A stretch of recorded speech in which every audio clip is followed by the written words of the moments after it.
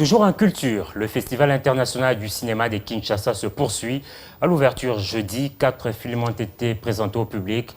C'était dans les installations de l'Institut français Al-Delacombe. Institut français de Kinshasa, le décor est déjà planté pour accueillir le Festival international du cinéma de Kinshasa. Ça fait très plaisir en tout cas, le public est au rendez-vous, ils ont aussi aimé notre programmation. L'idée c'est la diversité dans la programmation. Fikin est un grand festival, on veut que ça soit un festival international et donc il fallait mélanger différents thèmes, différents sujets, différents films pour représenter le monde en fait.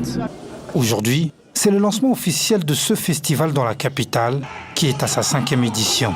Avec 4 films à présenter au public, un tableau constitué de 3 courts-métrages et un film documentaire.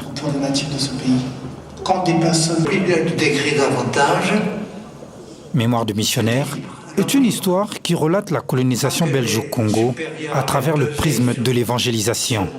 Voilà l'idée de tous ces films-là et Mémoire des missionnaires est un film magnifique fait par une Belge. Vous savez tous l'histoire qui existe entre la Belgique et le Congo et surtout l'histoire de ces missionnaires qui sont venus à côté des colonisateurs. Donc il y a une grande histoire derrière et on voulait vraiment que notre public les découvre. C'est une démarche artistique.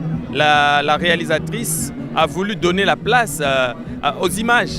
Elle n'a pas mis son point de vue, bien qu'on oriente toujours sa pensée vis-à-vis d'un film, mais elle nous a mis devant un parallélisme où vous voyez des gens qui sont venus avec une mission salvatrice ou avec une mission d'évangélisation, mais qui, au final, se retrouvent avec Bibi, la Katangaise. Au service de la vérité. Avec leur défaut d'être Des hommes d'église se sont rendus sur le bassin du Congo afin de prêcher la bonne nouvelle au peuple bantou à travers la mission de l'évangélisation. Tout d'un coup, le pont du bateau, parce que moi j'ai fait mon premier voyage en bateau, le pont du bateau se couvre tout d'un coup de cette dame blanche.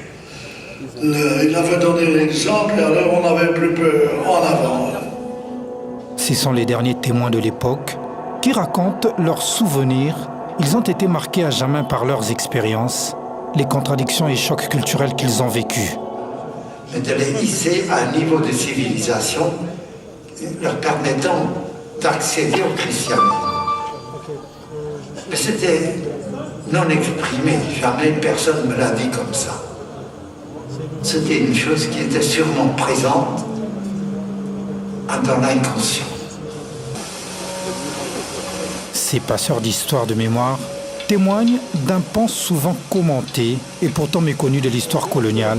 Ils livrent un regard lucide et critique sur le christianisme en Afrique.